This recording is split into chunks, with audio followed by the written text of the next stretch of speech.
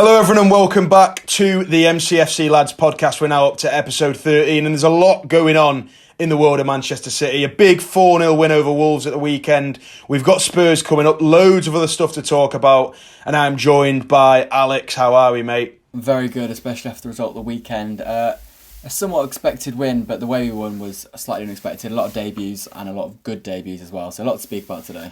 Yeah, it was an unreal performance. We've got loads and loads of stuff to talk about. We'll be talking about the Wolves game, obviously, as I've said, the upcoming Tottenham game, and loads of other little bits of news. We've got a quiz coming up. Loads of stuff. FPL definitely will be on the agenda as well, given how well I did. But we'll get to all that. So for starters, Alex, just a few little bits to mention. Bits of news you might have missed, or you won't have missed, but people listening might have missed. Rico Lewis, obviously those big quotes after the game about him staying. There was talk of him going to Forest for like 30 million, which I thought was way too cheap. Yeah. But yeah, he came out after the game, didn't he? And he said, he wanted to stay. He did say that, and today, as we're recording this, we've just had the news that he's set to sign a new contract extension, which is very good news. For me, I think 30 million was way too low. I think you tweeted after the news came out that Forest were interested is 60 or 70 minimum. And people were like, no way he's worth that much. People were slating me. I think he definitely has a role to play at City. And the game on Saturday showed that he's a very capable player. I don't think he's, your dream right back. He's not particularly great at defending and he is small. But if you can't see that Rico Lewis is talented and capable of featuring for Manchester City, then you're just blind. Because, like I said, he showed it on Saturday, got an assist for Haaland and looked very tidy in the central areas.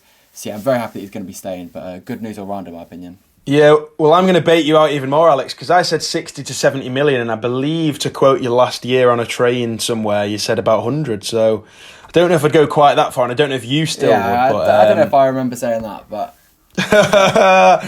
Well, I think he's worth a lot more than 30 million. We can agree on that, and he's going to be a big asset, obviously, at City. Another thing, obviously, is the Savinho situation. Looks now like he might be staying. Rodrigo deals off. Tottenham didn't seem to be wanting to pay enough for Savinho. I mean, there could still be a bit of movement, but how do you feel about that one?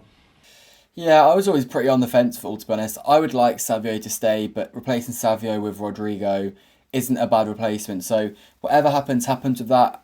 The positive of it all, if it doesn't happen, is we've stiff Levy, and that's always a good feeling given how many times he's done that to us. But I'm indifferent on the whole situation. I'm happy either way. I don't think there's a bad outcome in this situation. But I still think there's a chance there'll be more movement, so we'll just have to wait and see on that one. Yeah, Claudio Echeverri seems to be on loan to Leverkusen. I know that's Eric Ten Hag in charge, which isn't really good for anyone. But hopefully he does well there. Good German club. He's got a lot of competition there as well, so hopefully he can do well out there. Yeah, 100%. I think it's a good loan move. No option to buy, which is big for City. And fingers crossed next year he comes back and can feature in the team. Yeah, well, moving on, obviously, to the Wolves game, we were both there. Unbelievable performance, 4-0. I did think at the very start of the game we were a little bit rusty. Obviously, Wolves scored that offside goal, and I was thinking, what's going on here? But then we got that double kill.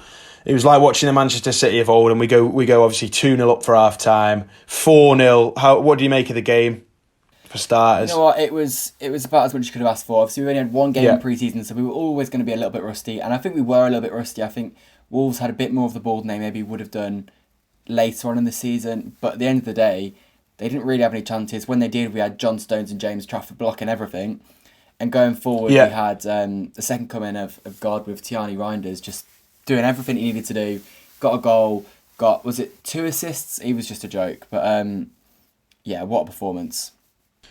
Yeah, well, obviously Haaland getting 2 goals has gone under the radar a bit. His scoring record in August is ridiculous. He's got 21 goals in 12 games in August. That's nearly 2 a game. And he's third all-time for Premier League goal scorers in the month of August. Ridiculous. He needs, I think, 4 or 5 more to somehow be number 1. And I think number 1 currently is Andy Cole with 25 in like 50-odd games. Les Ferdinand with 22 in 50-odd games, and then Haaland's just got 21 in 12. It's absolutely ridiculous. But another thing that sprung out to me straight away after the game was those running stats that SofaScore put out. And they said that basically the most distance covered by a Premier League team over the weekend, I think this was before the Leeds-Everton game, but still, Liverpool third, 112.5 kilometres. Wolves second, 112.6 kilometres, and City first with 122.4 kilometres. The running is crazy, and I think you got to give some credit to the new coaches, obviously Colo Touré and Pep Linders. The intensity is high. It's a high intensity game. Yeah. Yeah, 100%. And I think even just watching the game, you could tell we were running a lot more. In years gone by, maybe we'd have struggled in that game simply because the midfield just couldn't keep up the intensity. Obviously, it's a new midfield. Nico, Reinders and Bernardo. Obviously, Bernardo's been here a long time. Nico was here last year, although he didn't feature much. I thought Bernardo looked a new player in that new sort of midfield. Just having the players around him that can also run, that can also keep hold of the ball. I thought he was excellent on Saturday. And he was a low-key shout for man of the match, in my opinion. But yeah, the running, you could see it happening just in the middle of the park. We were constantly dominating them physically. And that's a great change to see. And the running stats back that up. Yeah, you mentioned Bernardo, mate, and Pep Guardiola's come out and spoken very strongly about him being the new captain. He said he's chosen him for one reason. Last season, when we were in big trouble, results in November, December, January, we didn't win any games. He was always there every day, training every day, massage, exhausted, repeat. We had just 13 or 14 players in that moment, plus the academy, and every 3 days we lost a game, and he was always there. And he's basically saying that that's the leadership you need. You need somebody that's going to put his body on the line for the team. And Bernardo wasn't great last season, I do get that. He got lumped into that strange kind of like unk category people have been given, Gundo, Kovacic and him. He's only 31. I think he just turned 31, am I right in saying that? I've got no idea, but it sounds about right. Yeah, so I think he's still got the legs. I just think he was overused that much because we had no other choice. That did take away from his performances, but he's got that leadership, starting in midfield. I don't think he'll get anywhere near as many minutes as he did last year, but he'll still play a hell of a lot, and I think he will be a good captain for City. So Pep's backing him. The whole feel around the club at the moment is good. I know we've only had one game, but it feels positive, doesn't it? Yeah, 100%. Like you're saying about Bernardo, I think last year we got maybe slightly unfairly lumped into a certain category because the players around him didn't fit his characteristics. Now he's got those players around him that can, like Tiano Reinders, can carry the ball and can create chances. Bernardo can do what he's best at, and that's running and keeping hold of the ball and being tidy. So I think 100% we'll see a much better version of Bernardo this year. I'm happy as captain. I think he deserved it. Company had that quote a few years ago saying that he was whatever percent clown and whatever percent leader, and if he can just get rid of that clown aspect, he will be a great captain, and I think he will be a great captain for Manchester City this season. And I'm looking forward to seeing how we get on with him. Yeah, I agree, mate. And outside of the City game at the weekend, we obviously did our Premier League game predictions, and we've got a new little feature for the season. Each week, we're going to be guessing the scores. If we get an exact score, you'll get 3 points. To get the result, you'll get a singular point, and if you get nothing, you'll get 0. And then if you get the correct winning margin, so if I said 3-1 and it was 2-0, you'll get 2 points for that. Me and Alex obviously predicted the games last week. We've also said if you correctly pick a score draw, you'll get 2 points if you've not got the right result. And if you correctly predict like a 0-0, obviously you'll get 3 points for that anyway. But Alex, I've gone 7-5 up. It was a pretty average start for us. We got some of the results, some of the margins right, but 7-5 to me. You can see that on screen now. We'll be continuing this, and obviously we'll do our predictions at the end of this episode. But yeah, moving on, outside of City, the Alexander Isak thing we'll briefly touch on. What do you make of that? It's an absolute mess, isn't it? Obviously, the day before we recorded, the day before it got uploaded as well, he's posted his statement on Instagram, which is just... It's not on, in my opinion. He signed a contract, so unless he's got a release clause, which he doesn't, then he should have to see that contract out unless Liverpool seem to pay up what Newcastle want. Because ultimately, as we've seen some people say, if he wasn't very good, then Newcastle would still have to pay his contract if no one wanted him. We're seeing with the likes of Calvin Phillips at City. Obviously, City, if we could, we would just end his contract, but we can't because we signed it, and so the fair deal is that we have to pay it out until the end. And so I think that works two-sided. Ways. And Isak's going to have to suck that up, and the way he's behaved throughout this whole situation, in my opinion, is out of order. Yeah, and just before we move on to something else, FPL, Alex. Now, you won our league last year. I did. I have dropped probably one of the most generational performances you'll ever see on the app. You have. I'm currently out of 10 million people, 1.2k. I got 103 points. I mean, it was an unbelievable week. I went with a City bias. I had Aït-Nouri, I had Reinders, I had Haaland. If you're not an FPL fan, just bear with us.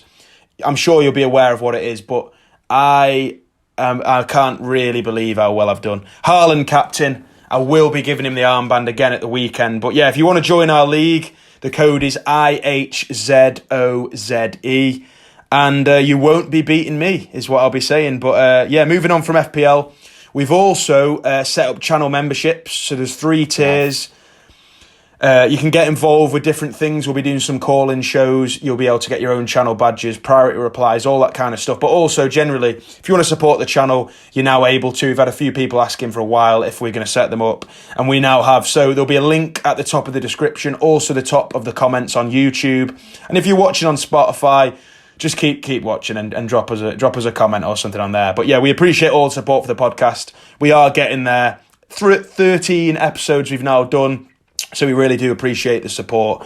And yeah, we're enjoying it as well. That's the main thing. So, Alex, it's week 2 of season 2 of our quiz. Obviously, play along at home, in the car, wherever you are. And it's my turn to ask the questions, Alex. I kicked it off last week with a very decent score of 3 out of 5. Yeah, very standard. And I've got the questions here. I'll leave a little gap before you answer, just so people can join in at home. Yeah. Question 1. And I'll give you a point either side. So I don't want you to work this out. You've got 2 seconds to do it, to answer. But I'll give you a little bit of leeway, a point either side. Now, if you added up the last 5 times City have played Tottenham, what would the aggregate score be? 3, 2, 1. I'm going to go for 7-5 to Manchester City. Oh, okay. You've made a vital mistake. It's 9-8 to Tottenham. They won 4-0. It's 9-8 to Tottenham. So if you'd actually factored that in, I think you'd have got the mark. I think that was a pretty harsh question. But yeah, 9-8 to Tottenham. That 4-0 did them a lot of favours. But we did beat them away last year. And I think it was just a complete hiccup, that 4-0 loss. It was terrible. It was. But we'll come on to the Spurs game. Question 2, you're 0 for 1 currently. Who scored the only goal last time we played Tottenham? Erling Haaland scored, didn't he? Correct. That is correct. I believe it was Jeremy a Savinho assist. I Oh, Jeremy Doku. Jeremy Doku. I think so. Yeah. Okay, 1 out of 2. Question 3, and I'll give you 15 either way. I think that's quite generous. Nicolas Otamendi signed for City 10 years ago today in 2015. How many appearances did he make for the club? Wait, so he played in 15, 16, 16, 17, 17, 18 and 18. So that's 4 seasons he was at the club. I'm going to say in that time period he played 40 times a year, so I'm going to go over 160 appearances. Yeah, your maths would have been perfect if you'd remembered he actually played the 2019-20 season as well, mate, because it was 210. Oh, it was the Diaz year, wasn't it? Yeah. So it was 210. I mean, I've got to rate the kind of 40 a season go, but 210, unlucky, mate. Stinker. 1 out of 3. Question 4, pretty general one, mate. I've really nice you up with this one. How much did City sign Ryan Cherky for? He was unbelievable against Wolves when he came on. I want to say 35 million. Do we give him it at 31? Do we give him it? Oh. You know what? No, I'll let you just... I'm not going to give you that. Fair enough, I've had a stinker. Seems a little bit harsh. It's a stinker. And... Question 5, you need this one to stay in the game, mate. You can't go 2 behind. City scored their fastest Premier League goal against Tottenham in the 2013-14 season after 13 seconds. Who was the scorer? It was Jesus Navas. Yeah, nice. 2 out of 5. I mean, it Not sounds great, bad, but I only got 3 last week, so 3-2 to me after a go each. 20% of our way into this set of the quizzes. Let us know how you did in the comments. I think you probably beat Alex this week. Yeah, I'd guess so. A huge thanks to Terrace Cult for helping support this podcast. This is an unbelievable brand, by the way. It's not one that I just promote for no reason.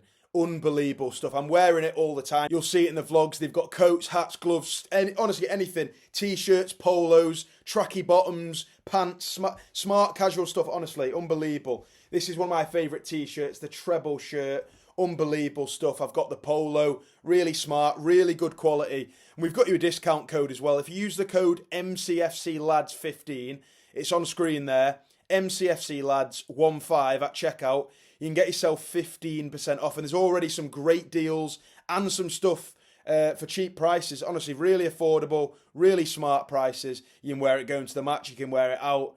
I love it. I absolutely love it. So yeah, big thanks to terracecult.com for helping support the podcast. If you want to check it out, there's a link in the description. There's a code on screen. And yeah, unbelievable stuff. So coming up, obviously at the weekend, 12:30 kickoff. It actually isn't even the first game of the game week. We got Chelsea, the West Ham game. West Ham, yeah. On Friday night. But how are you feeling generally about this Tottenham game? I think it's a big test, personally. I think it's the perfect test for City, and I think it's the perfect game for us because I think we'll really see how much has changed from last year. Obviously, Wolves was a good indication. We look very, very good, very lively, but Tottenham are our kryptonite. They're the team we always struggled against. It doesn't matter if it's the best team we've ever had or the worst team last year. We've always struggled against them. So I think how we fare against them will be a good test. I'm feeling quietly confident. I do think we're going to win, but we'll get into proper predictions later. But how are you feeling?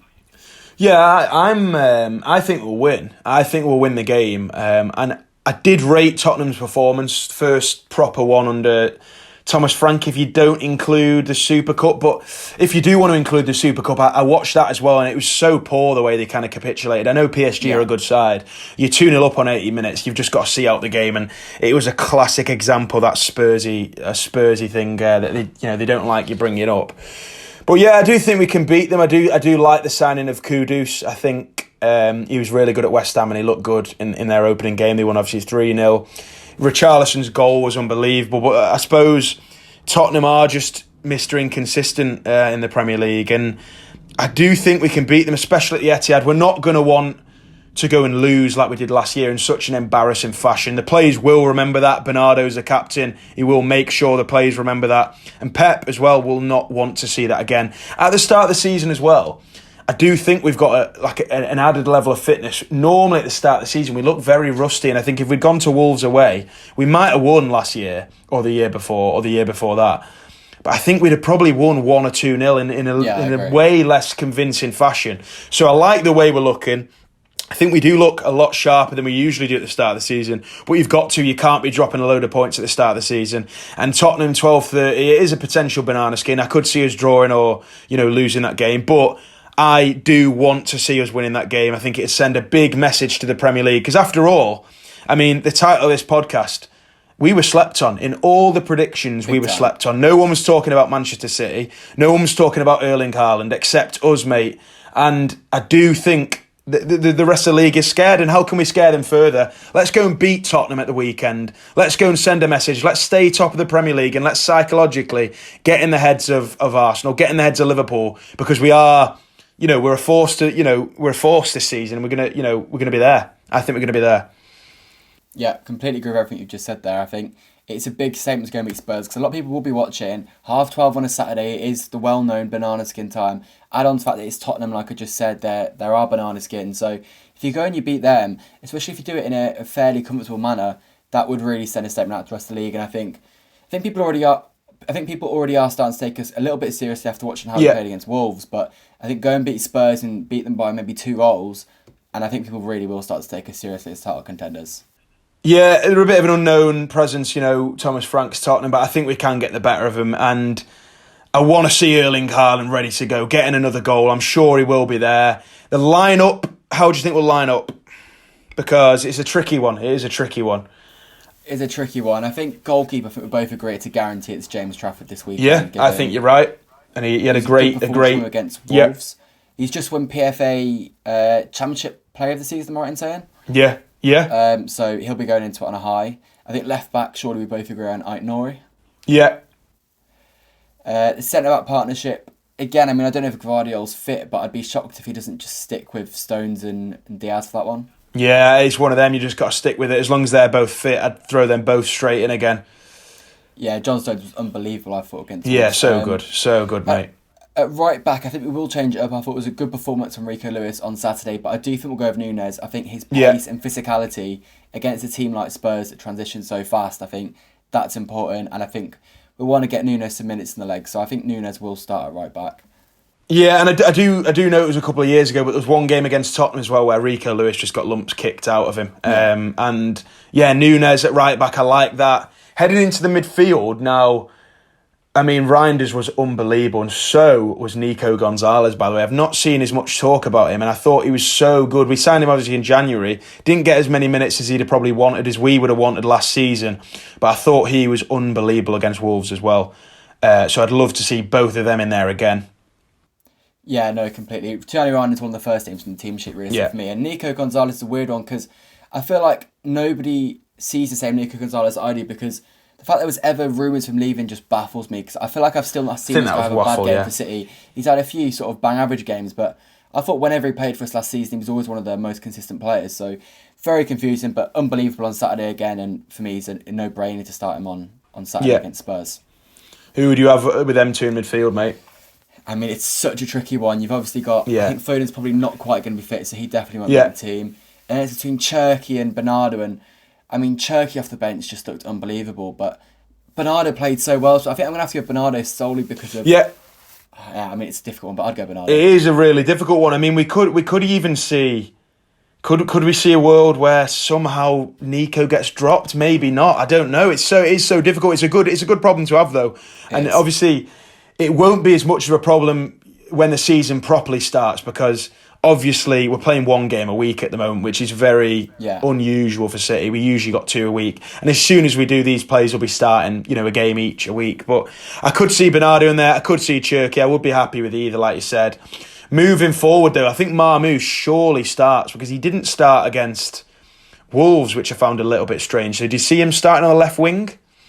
For me, I think it's definitely he starts. I thought, I don't think he was bad, but Doku wasn't particularly great against Wolves, so I'd like to see Marmoush. I actually think it's almost a guarantee Marmoush scores against Tottenham on Saturday. I don't know, I've just got this vision in my head that he's definitely going to score and it's going to be a good goal as well. So quote me on that next week when we film the pod. But I think Marmoush has got to start against Spurs.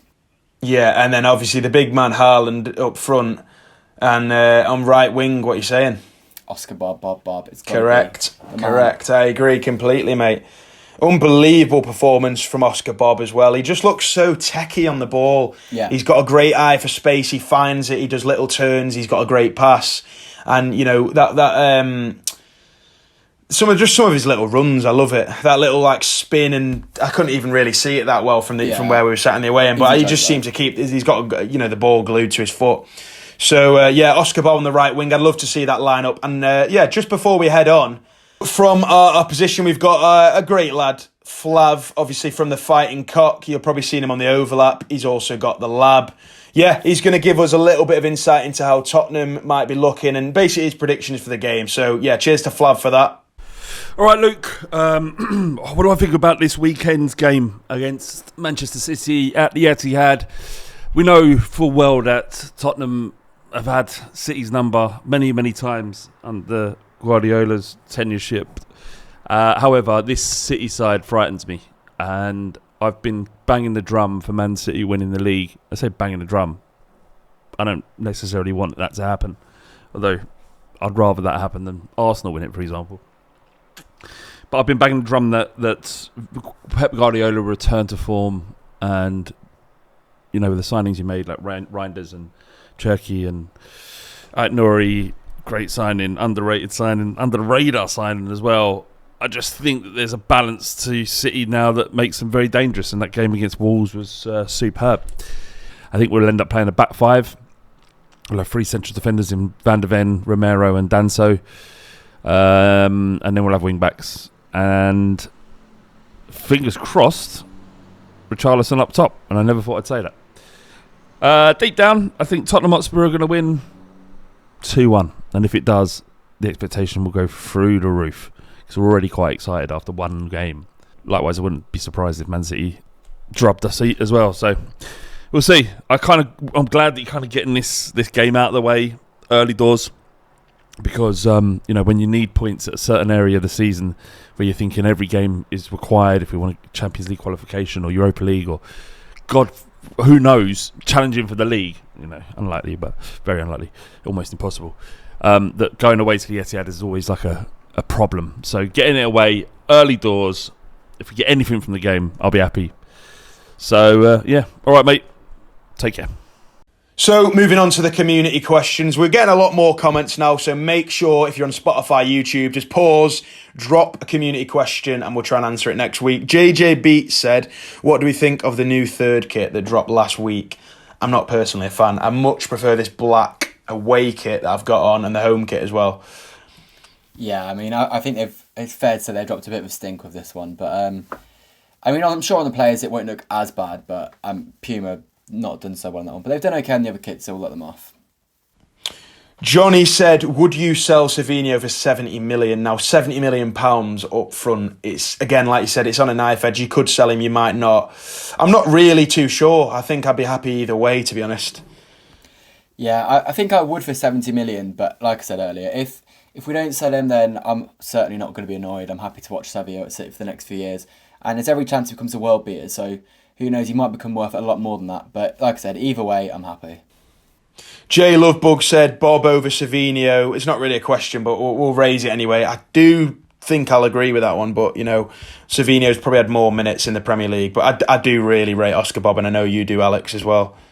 Yeah, I mean, it's not a slight on Savio me saying this, but for me, Oscar Bob is clear. Oscar Bob will be the real deal, so for me, Oscar Bob all the way.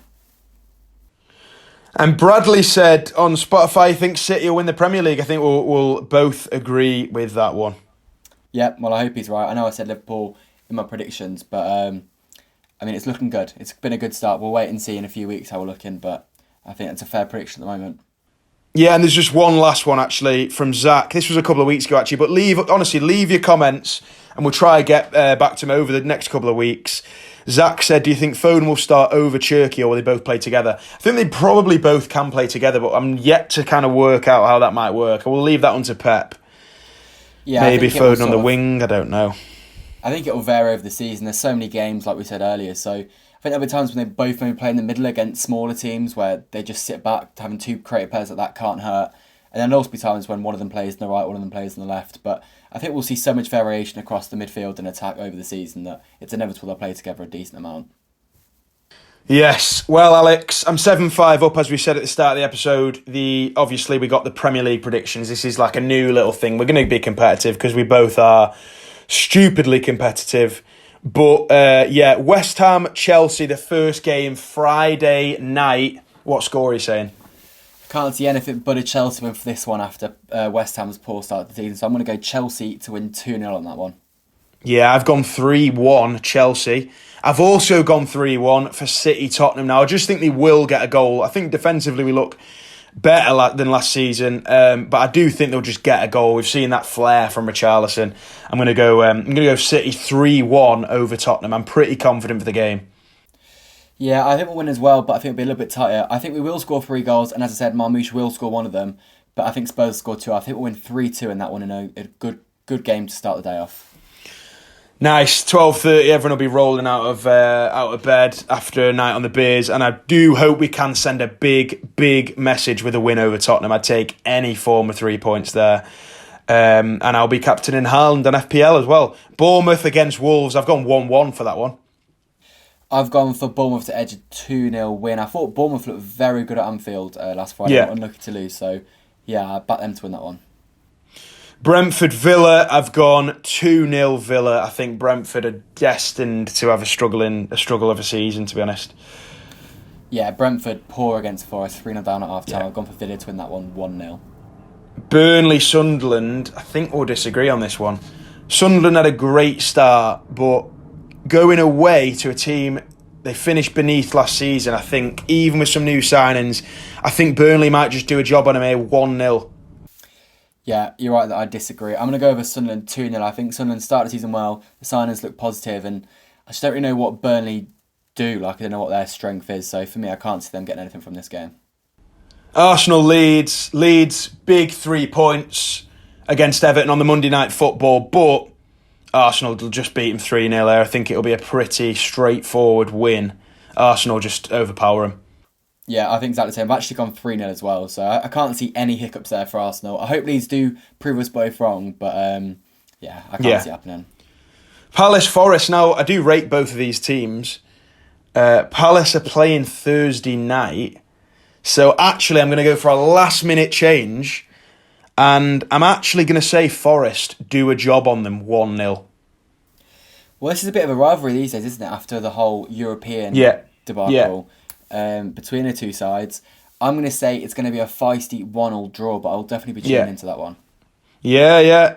Everton, Brighton. I'm going to go 3-1 Brighton. I think Everton did look poor. They looked out of ideas, uninspiring in the first game against Leeds. Lost it, obviously, with that penalty. 3-1 Brighton, I've gone. Yeah, I mean, they were unlucky to lose in the end with a penalty, but they were really poor. I thought Jack Grealish looked right when he came off the bench, but not enough for me from them to make me think they'll get anything from this game. So I'm going to go 1-0 to Brighton in the first game at the Hill Dickinson Stadium. Yeah, that's what I was thinking as well. First game, it only makes sense for it to be a bit disappointing. 3-1 Brighton, I've gone. And I've gone at Craven Cottage, Fulham against Man United. That's 11th versus 15th in the Premier League last season. And Fulham win 2-1. I think Fulham beat them 2-1. I think United, they looked okay against Arsenal. They've been slightly overhyped from the performance. They did still lose, let's not forget that. But I've gone for them to get a point at Craven Cottage. I think they'll just about hang on. They love a late goal at Craven Cottage as well, so I wouldn't be surprised to see them with a late equaliser. But I've gone 1-1.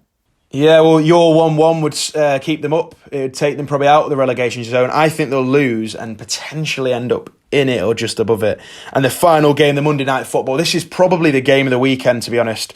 City Spurs might rival it, but just with all the Alexander Isak stuff going on, Newcastle against Liverpool, big game. I'll definitely be watching that.